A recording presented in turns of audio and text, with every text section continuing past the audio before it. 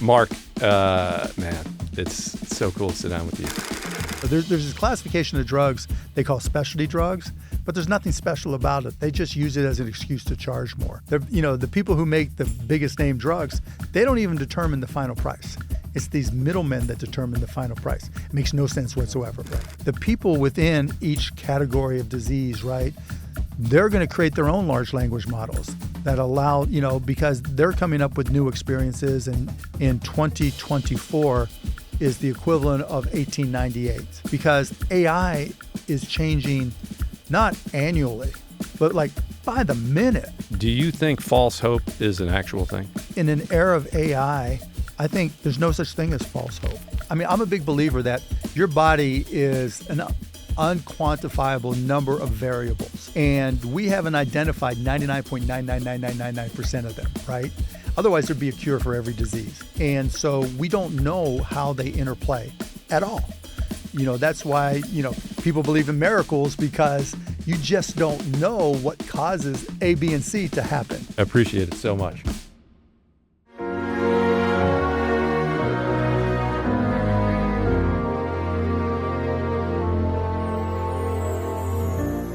Mark, man, it's so cool to sit down with you. We were just talking. So my dad did something that you did. He was a one-year guy at Pitt before transferring. He ended up going to Drexel. Was in construction. So the connection, unless you were also a discus thrower, the connection was not. But my roommate at Pitt for that 1 year was a work-study guy from Drexel. Oh, interesting. Yeah. See, you just never know the connections. Yeah, you never know. But so then you in Pittsburgh, we were talking about the Pittsburgh Pipers, the ABA team, and you were saying as a kid, those were the games you were going to because there was no other professional basketball Right. team. I mean, it was only the Pittsburgh Pipers, and I knew somebody who worked there, and he would get me tickets from time to time, and I'd be one of the 7, 10, 20 people at the arena. But I was, I'm still a ball is life guy, just all about hoops all the time. And so going and being able to watch and getting to know who the Pipers players were, which was the craziest part. And it was talking about John Brisker. And he was my favorite player. And he went from being, a 20 points per game guy to being a mercenary somewhere in Africa and never coming home. Just insane. Yeah. He died over there? We don't know. The story's untold. No. Nobody knows. That's a good movie. Yeah, and actually, I even paid to have the Pittsburgh Pipers have a reunion together, just to have all their players get back together and talk about it and all. What year? Like how many years after? This was only a couple of years ago. Okay. Yeah, they got together, and so they got to tell all the stories, and I got to hear some of them, and so it's just I always had that connection. Was that at all a thing you did with your dad? Did you have brothers and sisters? No, really, they didn't want to go. They're not interested. Yeah, I would it was like I would take a bus down there because my dad worked so much, and my brothers were younger. But even like when they filmed The Fish That Saved Pittsburgh, I'd never heard of that. Nope. Oh. Nope. Oh. No. Have you guys heard of The Fish That Saved Pittsburgh? Please tell it. Please tell it. Dr. J. Oh, yeah, it was starring Dr. J. See, I should know that because I'm a Philly guy. Yeah, it starred Dr. J. I'll let you all look it up. But it was like a big-time deal where they shot like a real movie that was released in theaters, and it's become like an iconic, cheesy sports movie with Dr. J and others. But I literally took a bus down there just to see Dr. J. Oh, wow. Yeah, just because. And then, fast forward after I bought the Mavs, like the first person I tried to take a picture with after I bought the Mavs was Dr. J. Only he didn't know he was in my picture. He was standing there. I was at the All-Star game, and I made my friend take a picture of me with me turned around, smiling with Dr. J so behind funny, me. man. And then fast forward, Dr. J had a podcast for a little bit, and I got on there, and I was just starstruck, and I never get starstruck. But and I start talking. He's asking me questions, and I got into the too much information zone, and started telling him how that year we were tanking. And I told the players about how, we weren't trying to win. Got fined $750,000. Yeah. So Dr. J, was my guy, but cost me a lot of money. Or I cost myself a lot of money. Oh, my God. It's funny to hear, though, that you got starstruck around one guy who's Dr. J. Oh, my God. That was like my hero when I was a little kid. Wow. And so were you like, as sports for you, were you an athlete yourself, or you were just No, I a played. huge I fan? played not well, but like up until everybody outgrew me, I was like bigger and I wouldn't say more athletic, but I made all-star teams every league I played in up until I was like 16, and then everybody else sprouted past me. Yeah, so I was the worst basketball player ever. My kids, who are here today, hanging with us, like incredible basketball players, tall kids. I wasn't. I was probably 5'10" at age 14, 15, maybe $130, soaking wet. We had one hoop across the street, and the driveway on that guy's property was like angled at like 40, 50 degrees, and so I'd shoot one shot and run across the street to pick up the ball. I was like, this game sucks. It's not the game. I couldn't get into it, man. so I got into other sports. But What'd you play? well, I was like a soccer baseball player until I really found my thing, which was discus and javelin, because my dad taught me. So my dad was 6'2", 150 by the time he was 13. Like, he was a big kid. Big kid. And they made him, this is 1960 something or whatever. They made him an offensive lineman in high school. I mean, he wasn't that big, but that's what he was doing. Right. So he started throwing discus in high school, and then I don't know how it happened, but around junior high school, I was looking for a sport. And I was doing theater, I was doing all that stuff, but my dad's like, listen, I'll teach you how to throw. Theater and discus. That's always the typical combination. Yeah, exactly. Yeah. So many of those guys. But no, my dad taught me, man, and it's one of the things that I wish I could teach my kids. Even if I was in the shape to do it right now, California they don't let kids throw things like that. Really? Yeah. So back when I was throwing, they converted me to a javelin thrower because nobody really knew how to throw. I was working hard. I mean, I wanted to go to the Olympics. I was like going to discus camps. Damn. There was a guy named Mark Murrow who he was the first guy to throw over 300 feet in the javelin. And so he threw at Veterans Stadium, actually, I think. Robbie, we'd have to fact check me on this, but he threw the entire length of the football field, the javelin. And so this guy was running a camp. Now, this is before the internet, nothing. So I was like, I want to learn how to throw. I'm going to this camp.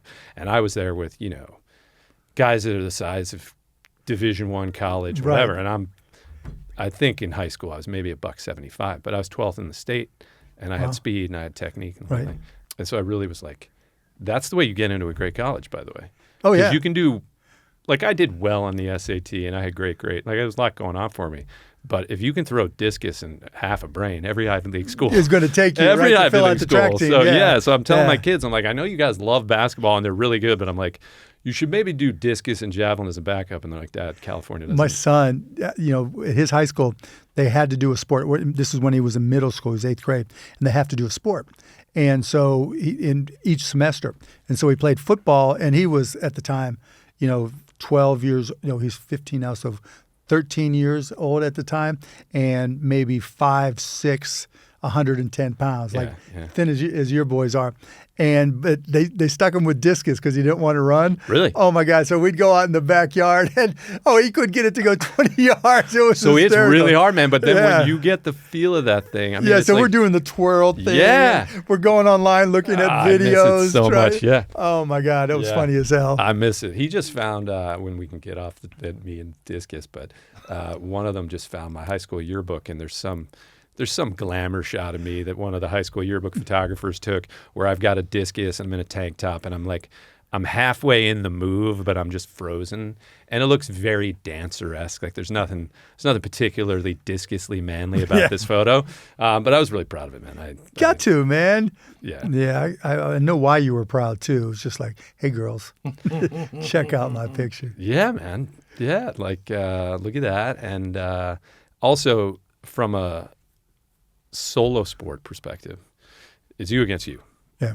So it's all mental. Yeah, it's all mental. That taught me a lot. And I mean, with the resources that they have now, like these kids, right? Like you were talking about how you were sneaking Dr. J in that photo. I mean, Adrian, what were we watching the other night? Who's the coach that we were breaking down Anthony Edwards' film? Who? Phil Handy. Right. Yeah, Phil Handy. Yeah, from Lakers. Breaking down Anthony Edwards' offensive skill. Yeah. But in the background, he would freeze frame and he would show somebody in the background of the shot that didn't know they were on camera doing something funny, right? That's funny as hell. And so it makes me, but the resources these kids have to put it all together. It's crazy. Like in the NBA now, everybody's multi-talented, multi-skilled. Because all you have to do is go on YouTube or even like on Instagram. Your entire feed is like, my son's the same way, right? It's like Jump Guy TV, Jump Guy, right? And you learn your technique, and it's like Kyrie handles, and everybody works on their handles, and then you can record yourself, and then coaches can critique it, and then they've got coaches on coaches on coaches, to work. Like my son works with Sham God, right? Who invented the Sham God, right? I mean, it's just like, it's unbelievable. Yeah, it is unbelievable. The access, right? yeah, the access. And so he's doing his in-out thing, and I'm like, I'm still going to beat you 1-on-1.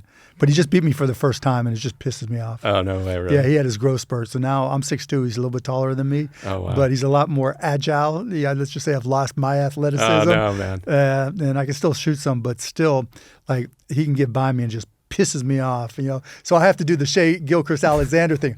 Bam, just to bump him off. Which we were never allowed to do when we played. That was like a whole different game now. Yeah. Adrian, I told both of them, I challenged them. I was like, guys, Adrian's around 6 foot. Julian's, probably 6'1", a little over. I'm 6'1", so I think he's probably taller than me. Yeah, he'll get there, yeah. But I was like, guys, by the fall, if you want to legit be competing in these crazy AAU, it's AAU that made hopes and junior EYBL and then EYBL, like it's insane. I was like, if you want to compete, you got to dunk. Clearly got to dunk. You got 8th graders dunking. Yeah. So I said, let's go, challenge. And so right now, they're grabbing rim. And I was like, well, that's already the first Lazar in the history of my family genes to ever even grab rim. I got videos of my son to say, how old are you guys? I'm 15, he's 13. 15, and you can grab the rim? Yeah. And you can't yet? I can't. Oh, you can? Oh, that's pretty good. Yeah. And because my son's just now being able to grab the rim at 15, but he's like 6'2" and a little bit, so he's getting there, and he's trying to get the ball up over the rim now, Yeah, that's what we were just doing in the neighborhood. Instead of saying grab the rim, you got to say dunk a tennis ball. Well, he can do that, right? But even then, you're still. But it's a dunk. Yeah, it is. Like I didn't dunk for the first time till I was 37. You could do dunk though, man. Yeah. I mean, you've done it. Yeah. That's incredible. Yeah, finally, I sold a company. I had time to work on it and just get in shape, and it was like that was my one mission in life was to be able to dunk. So I was thinking, did we see you dunk on Shark Tank? I don't remember. No, shoot some, but not dunk. Yeah, those days are gone. Amazing, man. I just love how important sports can be to like success. You know, so when you had this as a kid, you had this sort of passion for the game. And then, did you ever dream that someday you'd be owning a team? Was that kind of like, hell no. No, my dad did upholstery on cars. I mean, my mom had odd jobs. Neither went to college. I just wanted to go to college and hopefully someday start my own business. But owning a team was never in the cards. I look back, making it on Broadway, right? People go, well, when did you start doing that? And I go, well, I started doing musicals in high school. But my mom actually has like a picture of me as like an 8-year-old kid messing around with my brother. Like the picture, we're just goofing off. But I have a T-shirt on that says Best of Broadway. And I just think about the things that we do as kids that we have no idea consciously someday that become a part of our, You just never know. And so do you think, look, the show is called Impossible Dreams. I'm in the middle of living this journey to beat ALS, and people will go and have their opinions about, is that possible? The only one way to find out, right? Yeah, and that's right. And so I look at how everybody's got dreams. For people out there who are like thinking it's got to go from here to A to B to C, it's got to be this. Can you talk a little bit about how it never does. Not how it rolls? No, it's never that way. The best laid plans, right? For me, the business world, I mean, I've failed. I've gotten fired from jobs. I've had stupid jobs. But I just kept on telling myself all I had to do was be right one time, and then everybody can tell me how lucky I was. And that's just the way I've always looked at it. Every no gets me closer to a yes. There's no business in the history of businesses where everything was easy, because there's always somebody competing with you. Business is the ultimate sport. In sports, who the competition is, what you have to beat in the javelin, right? What the benchmark is, and where you stand. Every time you throw, exactly where you stand. When your body feels good. The things you're supposed to do or try to do. Sure. Right? In business, you have no idea. You can think, you know the path. You can think you have the product, the service. You can think you can sell it. But somebody comes along that's quicker, better, faster, cheaper.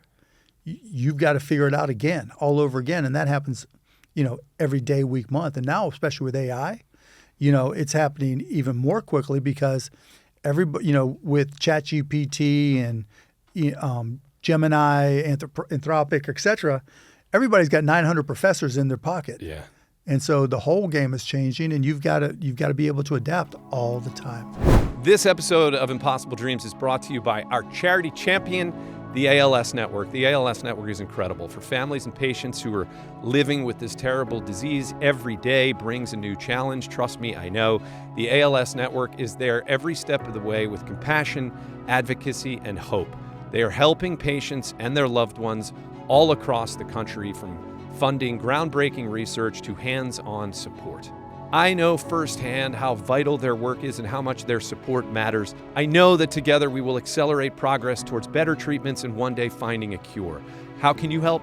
Please visit thealsnetwork.org, make a donation, get involved. Your support really does matter. It brings us all one step closer to ending ALS. Thank you so much. You are invested, at least according to the ChatGPTs of the world, in 85 companies? From more than that. More than that. Yeah. So on a daily basis, right, how do you manage? You're sitting here today. We get some amazing time with you. Thank you for being here. Thanks. How do you manage that? And then the stack of fires. I've heard you talk a lot about how, listen, I do business on email. Yeah. Right. And I get that, because how could you not? I do business via email. And look, I don't have to run all those 85 companies. I'm an investor, or the 100, however many there are. But they all know that you email me and you'll get a response as best I can. And I've got some great people who work with me that help out as well. But that's the only way I can keep up. Plus, there's so many of them, and particularly, I've sold some have gone out of business. Like, the only way to remember all that stuff is to be able to go back and search it in my email. That's the only way I remember. Now I put it into ChatGPT and Gemini and let it tell me what I forgot. Yeah. But it's, that's the only way I could keep up. But I like it though, right? Because, it's like going to your camps, that you went to for javelin. They've been there, done that. They know the technique. They know the process. They know what leads to success. And I think I've been there, and I think I've been doing this long enough now that I can help entrepreneurs, reach their goals. It just reminds me of being a producer in a way. When I was, when these kids were little and we moved out of New York, they were like 3 years old, and I'm working on Broadway and Mamma Mia, but they don't pay you a lot. No. So I'm like, I gotta start producing stuff. So I started writing, I started producing anything I could do. The cumulative result of the last almost 15 years of doing that is getting good at putting the right people in the right spots to do the right jobs. Yeah. And it sounds like that's one of your superpowers. Yeah, it's not so much, so that's part of it, right? But you also, if you're going to produce and you're going to write, you said you produced, you wrote, you took all those jobs, you took responsibility for all those jobs, Yep. right? And that helped you learn what it took to be successful. And you've got to be able to take responsibility and take the onus of going through that process yourself. Because when you're just getting started and you have no money, it's not like you can just go hire the best of the best, right? That sounds good on paper. Yeah, I'll just bring in all the best people and we'll just do this together. But when you're just getting started and you're broke, like, when I started my first business after getting fired, it was me. I had to do everything for a long time. And so, but doing that, as you learn the elements of the business, then you learn what you're not good at either. And I always try to find people who complement my skills. Like, I'm not the most organized guy. That's why I do it via email so I can search. I'm not anal, but I always try to partner with people or hire people who are really, really anal, because I'm always like ready, fire, aim, and I need people who keep me within the base paths, right? Yeah. And so I became self-aware enough over time that I can look for people with skills, not feel like, okay, I'm showing weakness, but feel like it's a strength. That's awesome. You just mentioned self-awareness. So, would you say that what part would you say in your success story would you credit self-awareness? That's an interesting question. I say early on it was a lack of self-awareness, Sure. because when you're broke, it's the power of broke, right? You got no choice but Yeah. to figure something out. Otherwise, you stay broke, right? I was living 6 guys in a 3-bedroom apartment, eating mustard and ketchup sandwiches, Yeah. Spending $3, $5, at a bar and eating all the fried mushrooms until I gained 20 pounds. And so, there was no self-awareness there. It was just like, let's just go. Yep. But when you try to grow a company, you reach a point where you have to understand that there are skills that you don't have. And you need those skills to take a company from 5 million or 10 million to 20 million or 50 million. And, hiring and finding people with those skills is a skill, And I think I became self-aware in that, not thinking that, I was showing weakness if I, hired people to complement my skills. I think I also learned to be a lot nicer. Because when I was first getting started, it was like, it was like playing basketball and, yelling at somebody, basketball is a contact sport, and just course, going in and banging away and just saying we're going to play physical and like it. I learned that that's great on a basketball court sometimes, but people don't like to be treated that way when they work for you. And that took me some time. And it took, one of my friends telling me, look, some people are afraid of you and, you're intense. You are, I am intense, right? I look at basketball. I look at business as a sport, like I said. And, I always felt, my motor was always high, right? Yeah. And particularly in business. And so I had to learn and become self-aware that, what I thought worked for a while doesn't work if I want to keep on going forward. Thanks for sharing that, man. I relate so much to what you're talking about the mentality, the passion, the masculinity of it, the drive. Like, I was running on that, right? But unfortunately for me, not in control of anything, right? Not my business. In the business of show, will never love you back as much as you love it. Of course. And had no real ability, ultimately, didn't have the tools for how to deal with over and over and over putting the body through that fight or flight kind of, I've got all this drive and I got all this energy and there's nowhere to put it. I don't know what to do with it. And you can only work out so many times kind of thing. And, I talk about when I travel and I speak and I share my story with people, part of that story is, look, ALS is a disease of the nervous system, right? My nervous system broke somehow. And I don't blame myself for giving it to myself because I wasn't self-aware enough to know what I was doing, right? And who knows, even if I was, if the would result have made a difference. Don't know. But I do know that now, and I'm getting to my question for you, what success is for me and how to love myself as a strong dude in this world in ways that are not just focused on what I was doing, which was overachieving, ambition, required me to really learn and take self-awareness into my personal life and my spiritual life and find balance. Do you have a practice that gives you is it your family? Is it your kid? Do you have a practice that keeps you? All the above, right? I like to, challenge myself mentally and intellectually on things because, that's something that as you get older or your body breaks down for whatever reason, you can keep yourself sharp. My dad passed at 92, and my uncle's now 90. And they're just sharp. They were sharp as tacks. Yeah, that's awesome. So that was important. That's important to me. And then I like competing. I started a company, costplusdrugs.com, that has been really fulfilling for me.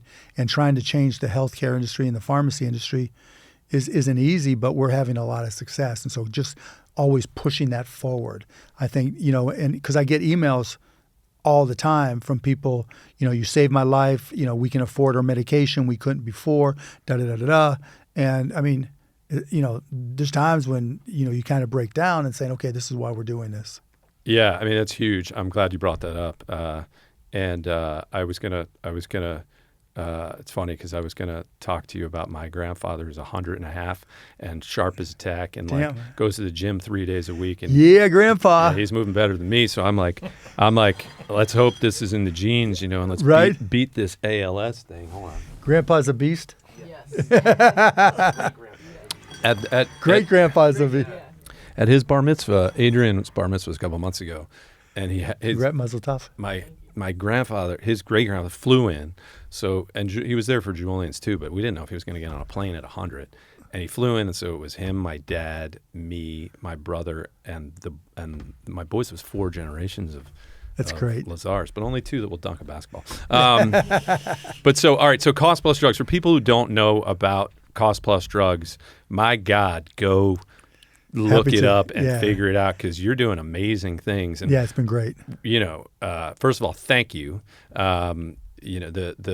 The cost of medicines that you're making for is that, it sounds like for you that is a very purpose-driven. Yes. Yeah, without question. Yeah, you go to costplusdrugs.com and, historically in the healthcare business, people trust their doctors. But then if you need a prescription, or care, you don't know how much it's going to cost until after the fact. You don't know if you can afford it until sometimes it's too late. And we've all heard the stories about people being in line at the pharmacy and having to turn around because they couldn't afford their copay, they couldn't afford the medication, they didn't have insurance, whatever it may be. So we created costplusdrugs.com a little differently. When you go there, we don't carry all meds. We have about 2,500 SKUs. You put in the name of it, and up it comes, and we'll show you our actual cost. Whatever it costs me, you're going to get to see it. Then we show our markup, which is 15%, which is fair, right? And then if it's mail order, it's $5 for the pharmacist to review and $5 for shipping and handling. And as a result, our prices are just like dramatically cheaper. Well, yes. Can you give an example? Because like from what I've read, you're charging 15%, but usually people are getting charged like sometimes 1,000%. Oh yeah, right? No, it's ridiculous. Like insane. Yeah. So there's chemotherapy drug like imatinib. And so if you just walked into a pharmacy, particularly a big name pharmacy, like the biggest chains, they might charge you $2,000 or more if you're a cash pay patient. Our price is $21 or $31 depending on the strength. Yeah, a drug like droxidopa. There's this classification of drugs they call specialty drugs, but there's nothing special about it. They just use it as an excuse to charge more. And so we have all these drugs for cancer, for MS, for all these names of drugs I can't even pronounce. Yep. And we just mark it up straight, cost plus 15%. That's incredible. Can you walk us through that a little bit? Like how did you want to talk about an impossible dream? People have been talking about that kind of healthcare benefit in this country since I was a little kid, right? And probably how long? Like, how did you do this? I got a cold email from a guy named Dr. Alex Oshmayansky, and he wanted to create a pharmacy in Denver that manufactured drugs that were in short supply. Denver, there you go. That were in short supply for pediatric cancer and a lot of different things. And so I started talking to him. He wanted to know if I would invest. I'm like, well, that's kind of a small niche-y thing, but let's look at the industry. And it was right around the time the Farmer Bro was going to jail. Mm-hmm. And so I was like, how can this guy, the Farmer Bro, take this drug and jack it up $750 and there's nothing anybody can do about it? And so as I started digging in, it was obvious that there was no transparency in the industry. Nobody knew what anything would cost before they had to just go to the pharmacy and pick it up. And even the companies that paid for the insurance, they still to this day in many cases don't know what they're paying for the insurance for their employees and their families. Still don't know. And, that's one of our missions is to help overcome that. But in looking at all those prices, where we found out and you go online and you search, you say these prices are ridiculous because when you saw the cost versus what they were charging, it was insane. And so we said, okay, let's just do a fair markup. Let's do it so people trust us. That we're going to we're going to show what it cost us. We're going to show our markup 15%. And so everything before you buy it. And that was so unique. Us publishing our price list, no one else still has done it, and we've been at it 3 years. Yeah, I'm almost like speechless, mostly because the level of transparency in an industry that gets such a bad rap for being there is none. Yeah, there is none. How did you get pharma to be like, we're psyched about this? So pharma kind of is divided into 3 groups really. There's the generic manufacturers, and that's primarily who we work with. We have 2,500 SKUs. There's the brand name manufacturers, and then there's these middlemen called pharmacy benefit managers. And the pharmacy benefit managers control access to hundreds of millions of lives, people who need prescriptions. And they kind of dictate to the brand name medications, our manufacturers, here's the price you're going to charge. The people who make the biggest name drugs, they don't even determine the final price. It's these middlemen that determine the final price. It makes no sense whatsoever, right? Yeah. And so that's what we're trying to break. So we started with the generics, and now we're finally making some inroads, knock on wood, with the brand name manufacturers where we'll be able to do the same thing. But getting the generic manufacturers was hard initially. We only had 111 SKUs to start. But once I got out there and started talking about what we were doing and how much people could save and giving examples, we grew and grew, and then they started trusting us, right, to sell their products. And now we have the 2,500 meds, and we've helped millions of people. Oh, man, God bless. Yeah, it's been a great ride. Yeah, it's and we're just getting started. That's thrilling. Yeah, I'm trying to think of how to connect that to a guy who's coming on the show named David Feigenbaum. Do you know Dr. David Feigenbaum? I've heard the name. Fascinating story. He runs everycure.org. So it's a company. He basically in his 20s got diagnosed with a very rare disease called Castleman's disease after his mom died of cancer. Oh, I think I have read about what he's done, right? Yeah, he cured himself. Yeah. Through the lab at the med school that he was at in Philly. I think it was Jefferson. Really good dude, but just I guess where my mind's going with this is, I've been in touch with him a lot because he's got somebody in the family who either had ALS or has ALS. And I said, look, man, obviously with AI. Yeah, there's got to be a way to figure out. Right. I mean, one of the things that I've been doing is there are 62 reversals of sporadic ALS. Mm-hmm. They don't tell you that when you get the thing, right? And I've got some of the best doctors in the country, and these are incredibly hardworking human beings that mean really well, but they don't really want to give people false hope. Right. So I guess before I circle back to the reversal way I was going to go with this, do you think false hope is an actual thing? Especially now in an AI universe where you can talk to ChatGPT, like I'm sure you guys have over and over, every single one of them, right? Where you ask every permutation of every question, because that's like having every doctor who's read every piece of research in the history of research available to you. That's right. Now they don't always get it right, and I'm sure it annoys doctors all the time, but so what, right? Because those AI large language models, they're not going to get dumber. They're only going to get smarter. And more importantly to me, the people within each category of disease, right, they're going to create their own large language models that allow, because they're coming up with new experiences and new evidence. And so I think in an era of AI, I think there's no such thing as false hope. Yeah. So one of the first audiences I ever spoke to was a conference of neurosurgeons, and 30, I think there were like 30 of the top neurosurgeons in the country. And the guy from Stanford comes up to me afterwards, head of neurosurgery, and he says, what you're speaking to is the power of hope. And he said, I have been begging Stanford to do a clinical trial on hope, right? And they won't do it. Yeah. He said, but I can tell you the data is so clear that my patients who have hope do better than the ones that don't. And when I asked, I got a team of ALS docs, but when I asked, I think it's Dr. Shakovich, who I asked this question to up in Mass General, who runs the Healy platform clinical trials for ALS. I said, I just heard from Dr. Harms, my guy at Columbia, that there are 62 reversals. I went up to her basically to get a third opinion. And she goes, yes, there are. I said, what do these people have in common? What's the secret sauce? She goes, well, we don't know, but we know that many of them had a positive mindset and a mindfulness practice. So right at that point, which was Yeah, because you don't know. You just don't know. I mean, I'm a big believer that your body is an unquantifiable number of variables. And we haven't identified 99.99999% of them, right? Otherwise, there'd be a cure for every disease.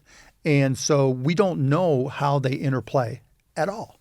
That's why, people believe in miracles, because you just don't know what causes, A, B, and C to happen. Yeah. It could be the craziest thing ever that nobody considered and nobody even knew, Yep. because we can't even explain everything that happens in our bodies. Yep.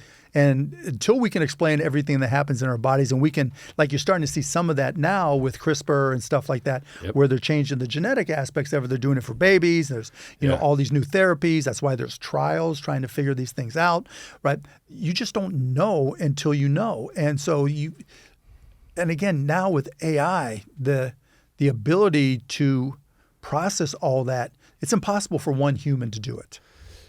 Yeah. And so, two big things come to mind, which is one, I basically, there's a doctor at Duke University, right? Our alma mater, my alma mater, Brett. I'm sorry. Yeah. But Cooper Flag, baby. I know, baby. I know. Go Heels. Yeah. Go Hills, right? These kids were Hoosiers. obsessed, and he's a big Chapel Hill guy too, right? But I said his name's Dr. Bedlack. He's coming on the show too, and I was like, it costs. Okay, I mean, this is maybe something to pick your brain about at some point. The clinical trial model, right? What Bedlack is doing is he's saying, all right, I've got 62 people that are reversals. Maybe 40 of them are alive. And maybe 35 of those people want to talk to me. And first of all, in traditional medicine, forget it. Now you have zero respect, because unless you have 1,000 data points, Right. nobody cares. Yeah. But I'm saying, hey, somebody ran the 4-minute mile. 35 people did it, and they're right here, want to talk to you. Like, what do you not? You got to look at that, right? So he's looking at it, and he's going, all right, well, he talks to every patient about, what do you think helped you? What do you think worked for you? And then he raises money for a small clinical trial to get a published paper on, let's say it was a supplement or a doctor that they saw or whatever. But these clinical trials cost $100 to $200,000. It takes 1 to 2 years to just That's raise the hard part, money. right? Yeah. And even the clinical trial, even the clinical trial. Like, I get hit up in clinical trials all the time. The challenge is there's a clinical trial for everything. Yeah. And even then, trying to determine what element to focus on is difficult. Again, I keep on going back to AI, because it can process almost unlimited amounts of data. It may be a starting point of just asking them to provide their DNA and just doing a DNA comparison. Yeah. So at an organization called ALSTDI, Therapeutic Development Institute, they have data on over, I don't want to, again, we got to, whatever it is, whatever it is. It's over 1,000, right? Yeah. They've got data, and a portion of that is going to be sporadic non-genetic ALS. And I said, can't you have machine learning run an analysis, right, on anything that the human eye might not be seeing and what's going on, right? I invested in a company called Polera that didn't last long, whose only mission was to find cures or support for hard-to-cure diseases or impossible-to-cure diseases. And it didn't last long, because by the time you go through the whole trial and everything, even if you try shortcuts, right, because people are willing to do things even if it's not FDA approved. Yeah. Right? You may not get a doctor that supports it, but you may be able to go peer-to-peer. Of right? course, yeah. But it's just hard to try to find the things to focus on. And that was the challenge, if I remember right. But again, that was... the crazy part is, and I was having this conversation with somebody this morning, the way I and the world looks at these questions and how to solve them in 2024 is the equivalent of 1898, right, or 1920 black and white world, because AI is changing not annually, but like by the minute. Yeah. By the minute. I mean, can we talk about that for a second? Sure. Like what is happening? Meaning, like just within the last 2 weeks. It's insane. It's insane. And I've heard you talk about this, but where do you think this is going? And like what are one or two things that you're excited about, which you've kind of I'm heard excited about all of it, right? none of it necessarily terrifying.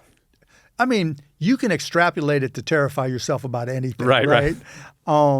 You know, Arnold Schwarzenegger ain't walking through that door, but hopefully, not tonight. But he'll be back. There's just no limit to it. You know, I've been in the technology industry forever. I mean, when I was in my 20s and I started my first company, it was right, you know, with PCs and local area networks, and there was always a new software. And that new software just broke down doors and allowed businesses to do things they'd never done before. Doctors, everybody do different things. Then the internet came along and everybody could communicate at some level. New things happened. Then phones, and it was wireless. Every generation, there's new stuff. But we've never, ever seen anything like this before. And, you know, you've seen all the video stuff and you see it in your feeds, right, where it's all AI generated and it's like that's what I've hysterical. seen just over the last couple of days. And Yeah, just the last couple. I go, last that's not real, week. right? And it's real. I'm like, Yeah, real generated by AI. Yeah. And it's not real people. yeah. I mean, and it's just like you're looking at this going, oh my God. But that same technology that allows you to create videos is just taking just massive amounts of information and reviewing it. It's not actually thinking, right? And that's why I'm not so afraid of it. And it can't really, it's all text prompts. Right. Yep. Now it can look at, you can point it at something. You can point Gemini or ChatGPT at, you know, that tripod and camera, and it'll tell you, it knows. But it's taking a static picture and using computer vision. It doesn't know, like if you have a dog and you put the dog in the middle of the street, the dog knows to be careful, right? I trust a dog on how to get through an intersection before I trust, you know, and I trust a 5-year-old to get through an intersection before I trust a car, you know, to get through that same intersection, because the car has to have seen everything before. It can't actually think. The dog has instincts and hasn't seen everything before. The baby hasn't seen everything before, or a 5-year-old rather hasn't seen anything, but it's got, you know, fight or flight instincts and it knows. There's no fight or flight instincts in AI, and there's never going to be. And at some point, you know, it won't think per se, not that I can envision, because it won't have access to all information. That's the biggest challenge from a medical perspective. Do you think it's scary from the flip side of that, which is it won't think, but by using it, we'll think less?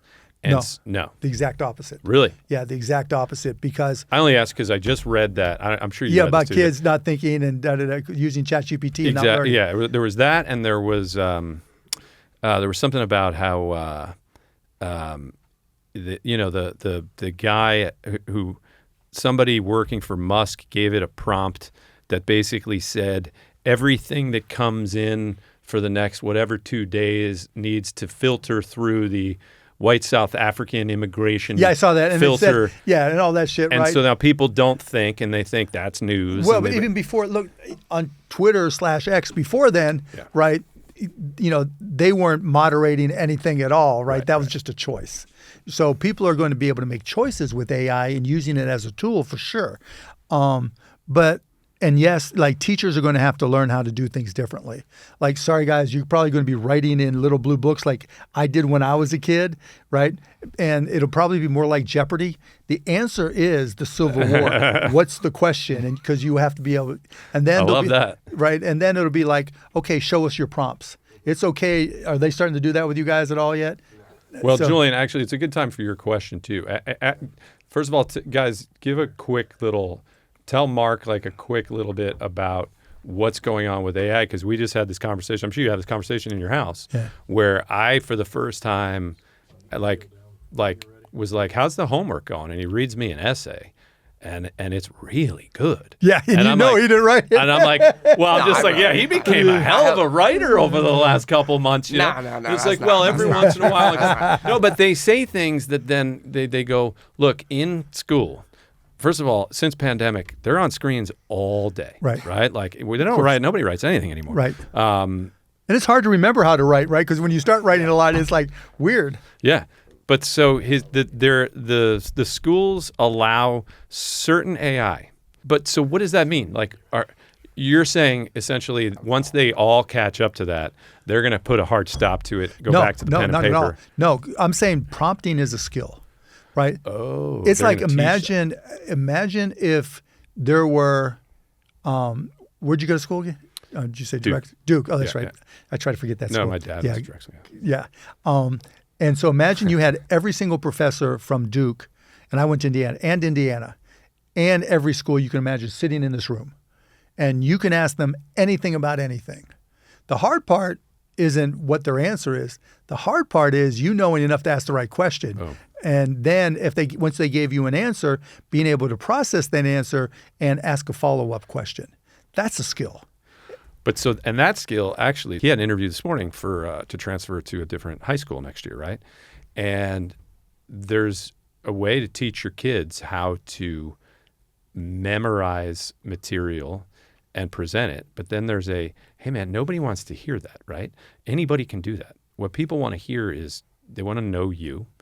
They want to feel your heart. Yep. That's it. Of course. And teaching kids how to do that. And to me, that all just taps into like, okay, so AI might eliminate, X, Y, Z amount of totally jobs. Different things, right? But the skill set. Yeah, it's like throwing a discus or a javelin or shooting a basketball. You can read about it all you want, but then if you're not on the court or the field, it doesn't matter, right?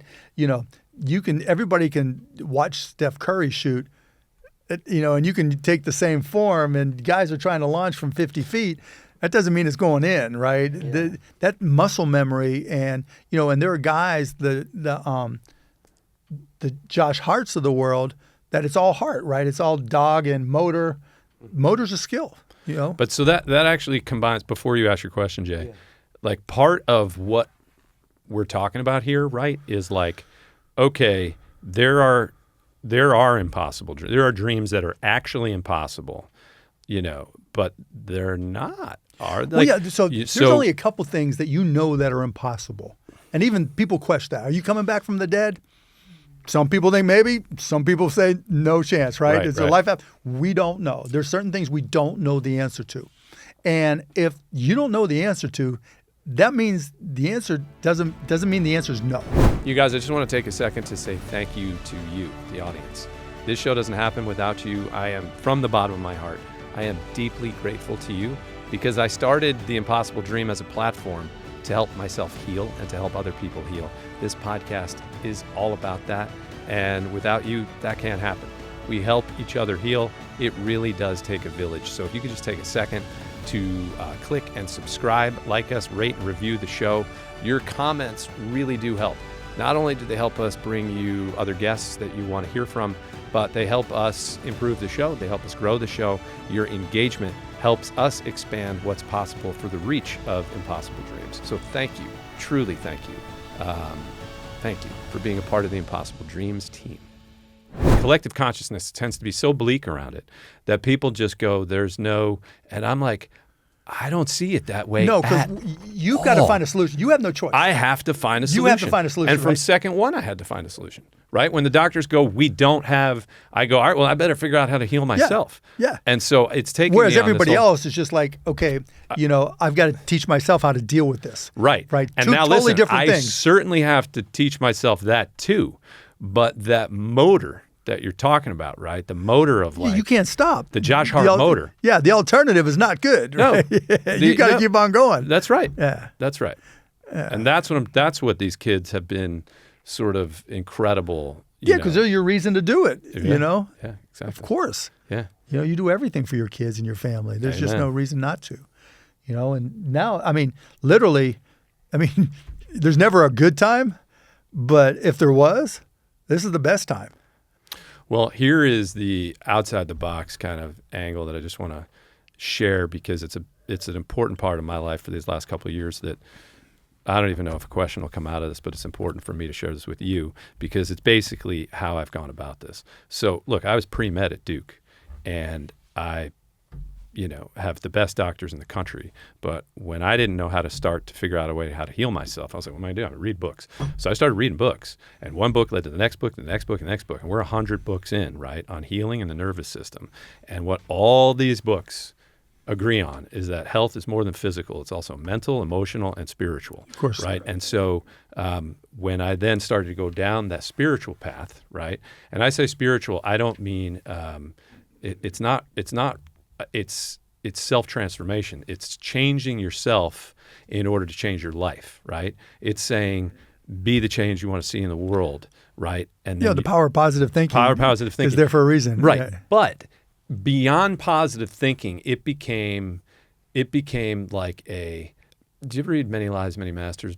Brian Weiss, Yale, Columbia psychiatrist who in the 80s starts treating a patient, and one of the ways he would do it was past life regression hypnotherapy, and a woman started remembering her past lives, and guy's had a New York Times bestseller for the last 40 years and a couple follow-up books, and he was a very well respected MD who said, I don't even know what to think about life anymore because this woman ended up telling him things about himself that you could only know if you were on the other side, in the quantum, basically, in another dimension kind of stuff. Who knows, yeah. Yeah, and so I've studied that, and when you end up meditating with some of the most enlightened people on the planet, like Sadhguru, who I spent time with, and whatever, and you learn that the body can basically heal from anything, what's in the way? How do I tap into that? Right. Not only does that become positive thinking, right, but it becomes a plan for, look, I can't work out my way out of this. I can't go to the gym my way out of this. I can't exercise my way out of this. But I can't but you've got to my way out. Right. You've got to open every door. Yeah, and the door has ultimately changed me as a person because it's made me going back to self-awareness. Hey, what am I responsible for the life that I was living, right? How do I take accountability for that, and how do I make changes to make myself a healthier person? And in doing that, I think even in the face of this, I'm trying to say to people, look, man, if I can do it, you can do it. Yeah, of course. Come on. Yeah. You know what I mean? Anyway. Why would you not, though? Well, because it's hard as fuck. Let's be real. Because the but amount it beats of the time, alternative.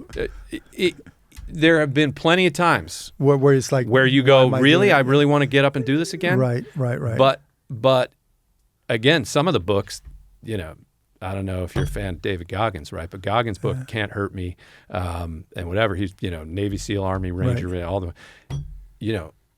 When you think the quitter's mind says to you, when you think you're ready to quit, you're 20% of the way. Yeah, you're already done. You know what I mean? Yeah. And that kind of thing, and these kids and everything. Yeah, you're gonna keep going. But when I stop believing that it's possible, then it's over. I get real sad. Yeah. I get real depressed. Life gets real disinteresting. Yeah. You know what I mean? Yeah. Even on a great day where I get to hang out with Mark Cuban, if I'm like, hey, Mark, I really don't fucking believe I'm going to beat this. I'm just having a conversation with you to go die. Like, what is that? Yeah. You know what I mean? That doesn't work for me. Yeah. So finding my way through all of that has just fundamentally changed me. And then I just keep going. You just got to keep going. Good. I don't know why I even I'm glad you did. I think it leads me just to a question for you about faith, right? Like, play a part at all in your success? I'm Jewish, more from a cultural perspective. My parents weren't religious. Their parents were overly religious, which is why my parents were not religious. But I believe that there are things that I don't know the answer to. And everything else I can try to do my best to control, and I believe that there's a big part of all of us that's common, if you want to call that faith or whatever, that, we have this common experience in so many different ways that I try not to look at it from a religion perspective, just a human perspective, and that if I'm kind and nice and caring and supportive and empathetic where I can be, then, when it's all said and done, I think I'll be in a good place. But I never look at it and say, okay, my religion says this or their religion says that, because to me, that isn't being spiritual, Yeah.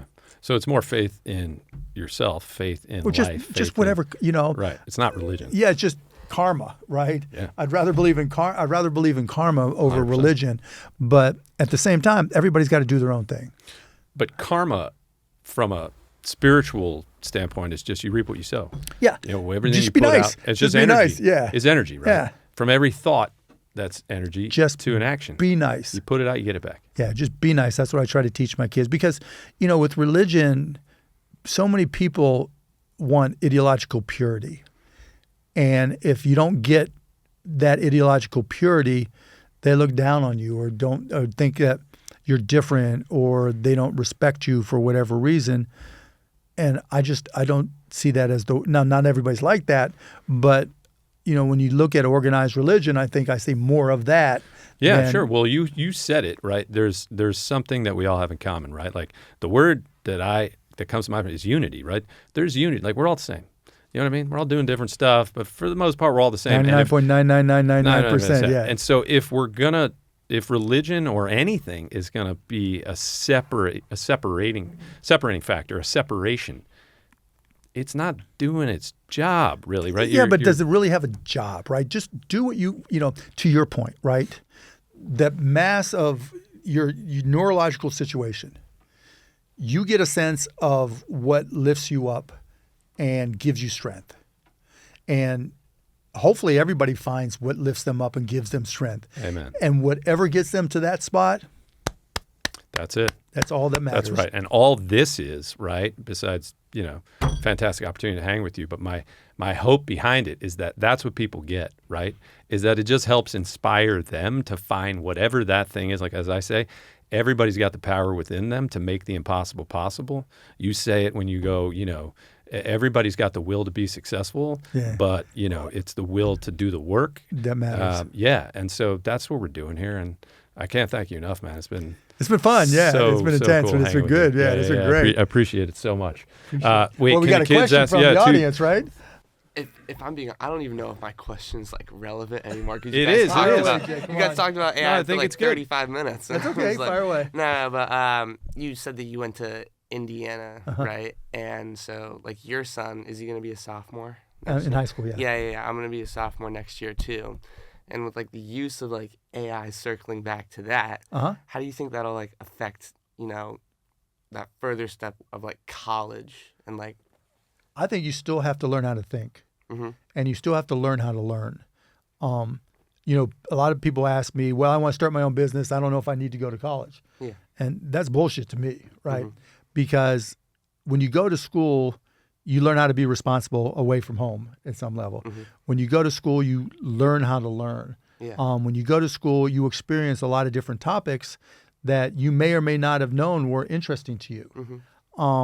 And so all those experiences are important. And as far as AI, if you don't have that foundation of being able to think, you don't know what questions to ask. Yeah. Because you guys know, like your whole school uses ChatGPT. Yeah. And then there's people who talk about, I've got this prompt, right? And then they'll tell you, right, if you don't want your paper to sound like, here's the words that you can't use, right? Like and perfect. Here's right, Yeah. perfect, yeah. And here's a way to scrub your text to look for all those things, right? So you have, and teachers know it too. They're not dumb. Yeah. And so they're going to take your report and they're going to run it through ChatGPT at all and tell me what were the prompts, or have you seen this before, or have you been asked this? And so, but all these things, success in life intellectually is being able to ask the first question, but then also being able to know there are follow-up questions and knowing what follow-up questions to ask. Because, the only way you get smarter is by, it's like basketball, right? I was listening to somebody who said Gilbert Arenas was saying that, did you see this on Kobe, where he said he wasn't all that athletic, relatively speaking, right? But Kobe had a counter to everything, right? If you took away his right, if you tried to push up on him, he always had a counter, and that's what made him special. And learning is a lot of the same things. When you ask questions and you get an answer from ChatGPT, or a person for that matter, it could be a professor. Like, just because it's a professor saying it doesn't automatically mean it's right. And so being able to just ask follow-up after follow-up after follow-up, the only difference between there's a lot of differences, but the professor, you get that human connection and they know more about you and all that. Yeah. But ChatGPT doesn't get tired of answering your questions. It'll answer your questions forevermore.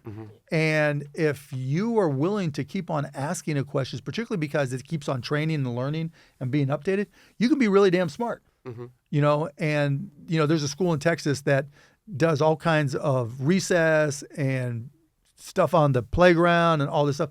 And 2 hours a day they use for learning, but it's personalized learning using AI because it gets to know you and your skills. Because if a teacher says, write about the Civil War, and she's got 25 papers or he's got 25 papers to review, it's like, let me get through this shit, right? Okay.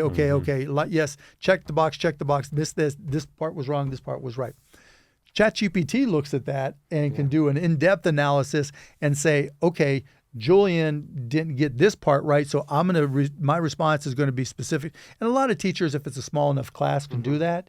But ChatGPT stays with you when you go to 10th grade, 11th grade, That's 12th amazing. grade, And college. it'll remember. It'll remember. Right? Yeah. And so AI is definitely going to change things, but there'll be two types of people that use AI. Those who use it to get smarter and those who use it to do less. Yeah. And if you use it to do smarter, you're going to be smarter than the kids who just went to school before. If you use it to do less, okay, you'll do less, but you won't learn how to iterate in your thinking skills. Yeah. Thanks, Mark. Awesome answer. Adrian, you want to ask Mark a quick question? Come on, A. I just have one Go ahead. more thing. What was your reaction when Luka got traded? I knew you were going to fucking ask me. I was man. like, I knew You were doing so well, dude. I know. You were What doing time is it? so well. Damn, I got to go. Sorry, Mark's got to go, Julian. I was so pissed. I was so pissed. Yeah. I was so pissed. I was actually kind of angry too because that's the franchise player. It's just so stupid. Yeah, but- everybody got angry. I mean, AD's great. No disrespect to him and Max Christie, but it was Luke and he was 26 years old. I just had to ask him. Yeah, I bet you did. You were just teeing up your brother for a basketball question. Right? He's got a good question for you. My impossible dream is to make it to the NBA. Okay. I watch a lot of film. I train by myself. Where do you watch? What do you watch? Synergy Sports, or what do you watch? Well, I watch the NBA. I watch just watch the college. I games. watch Yeah, high sure. school. I watch Phil Handy, break down Right. Anthony Edwards. So that I watch film. I train outside of my own practices. I train outside of my own games. I train with him. I do a lot of this stuff. And I've heard you say do everything 110% plus. Right. Is there any other advice that you could give me? Sure. Yeah. So number one, always play at game speed, even when you're working out. Yes, thank yes, you. Yes, Right? I do Thank that you, too. man. Right. Yeah, Because, yeah. One dribble, take a shot. Wait for the ball to come back to you. You've never seen that in an NBA game. Yeah. Right. Number two is work on your skills. Like I'm sure you're doing, right? Your handles are better than handles were when I was growing up. My son kills me on that. Yeah, See him yeah. ride, all that stuff. So that's good. You got to have the skill set. But most importantly, and then work on your motor, because having a motor is a skill. If you're ever watching the ball, you're doing it wrong, right? If you're just standing still, you're doing it wrong. So you've always got to be moving to a point. But then 4 is basketball IQ. Watching games isn't enough to pick up basketball IQ for a kid, right? You've got to talk to coaches. Like, I don't know if your eyeball team, if you guys just play games or they work on plays. Do you guys call plays at all? Yeah. Okay. And so, but working on your basketball IQ, read every book by every basketball player or by every coach, and read even stuff that seems bizarro, like by Del Harris, and because we're just go on YouTube and just Google basketball IQ, Yeah. right? Because basketball IQ is the difference maker when all else is equal. I'm guessing you're not going to have Anthony Edwards athleticism. Maybe, I know you're working on it, you do your plyometrics and all that, right? I try. Right. But he was dunking when he was 6 months old, right? Probably. Little baby. Ah! Yeah, right. Having Anthony Edwards' problem is his basketball IQ is not big enough. Yeah. Right. And he doesn't have that. He wants to have that end of game killer, but he's still trying to figure out when to drive, when to go, when not to go. Like Luka's basketball IQ, Joker's basketball IQ is off the charts. Yeah. Right. Nikola Jokic knows where, or LeBron, right? Why was LeBron so special? He knows where every guy's supposed to be on the court. He knows it before they know it. He knows what plays the coach is going to call on the other team and his own team because he already knows he's got that high of basketball IQ. Basketball IQ, if you're able to do that, that's like a TJ McConnell, right? Who doesn't have the greatest athleticism, or an Alex Caruso, who doesn't have the greatest athleticism, but their basketball IQ is through the roof, right? They always know where to be. They always understand the angles. They understand time and score. They understand where the ball should go, how to set a screen, when to set a screen, when to roll. All those things make for winning basketball. And when you make winning basketball plays, as long as you can hit, a stand-up three, right, an open three, and, if somebody closes out hard, drive on them, which I'm guessing you can do and always will be able to do. But everything else is like, if you're showing up and making everybody else better, that's the difference maker. Because no one, like, if you know where, like Josh Hart, he's not the most athletic guy, but he knows his angles, just like Dennis Rodman did, right, for rebounds. Like, he got this big rebound last night just by, like, coming flying out of nowhere, or 2 nights ago. And so being able to understand all those elements of the game will always mean the coach is going to play you. Because if you're just about scoring and there's somebody who can score better, then what? Yeah. So that's a long-winded answer. No, it's great advice. He actually, when I got on stage in high school, people were like, that guy's got natural stage presence. And I didn't even know what that meant. And I did, right? He has weirdly amazing basketball IQ. Good. For a kid his age. And I always thought, until like recently, I'm like, kid's going to be a coach. He's good, but he's going to be a coach. But over the last couple of months, I mean, he put it together this weekend. He averaged 20 points a game. I mean, I don't even know how many blocks and assists. And his IQ is unbelievable, where he was making passes. And this dad came up to me who played for Columbia or something. He's like, that's your kid? I'm like, yeah. He's like, you don't see a lot of kids 13 making passes like that. I'm like, yeah, his IQ is pretty good. So yeah, that's what I try to teach my son, Jake. It's just like, have court awareness to know where everybody's going to be before they get there. Yeah, which is tough for kids because also a lot of them, I mean, I know, Jay, you're working on that too, but a lot of kids don't care enough.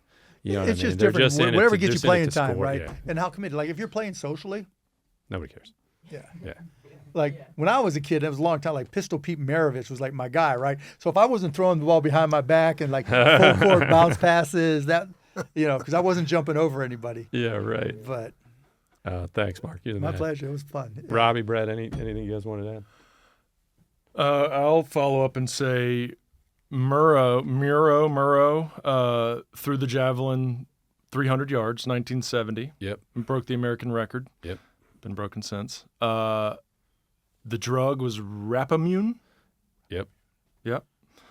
And then Feigenbaum's drug. Feigenbaum drug. Yeah. Yep. And then my addition to this conversation, which I've been thinking about this whole time, is the quote, "It took me a long time to get here, but I'm right on time." Yep. When you reach an age in your life, and not just an age, but a window where you've seen a little success, that begins to make a lot of sense. Yep. You look back and you think, why couldn't I have been successful early, or why couldn't I have done all these things? And then you get to a point where it's like, that's why. Yep. Because I needed to go through all these things to be ready for what is happening now. For sure. And that is the wisdom that we older gentlemen want to give to you boys. Well said. So, Mark, what final question? What are your dreams now? You got any impossible dreams you're working on? You got a couple besides Cost Plus? No, that's changing healthcare is my impossible dream, right? And that's global, or that's just U.S.? Start with U.S. and go from there. But yeah, I mean, to be able to make it so people can not only be healthier but can afford to, get healthy and stay healthy. I mean, to me, that's my mission and has been for a while now. And then my kids to be healthy and follow their own path. Whatever it is, I don't want them to, if they want to do what I do, great. And if they want to do something else, just as good. Like, I wouldn't let my kids go to Indiana. I don't want them to, see my picture on campus and all this stuff, and hear their police report. Yeah, the police reports. Yeah, the police. Or the oh, is that your dad? Is that your dad? Is that your dad? Is that your dad? Right. I want them to, define their own path, and yeah, that and those are equal, right? There's no one higher than the other, and probably my kids are higher actually, but yeah, just the best for my family. That's beautiful, man. Yeah. Yeah. Thanks.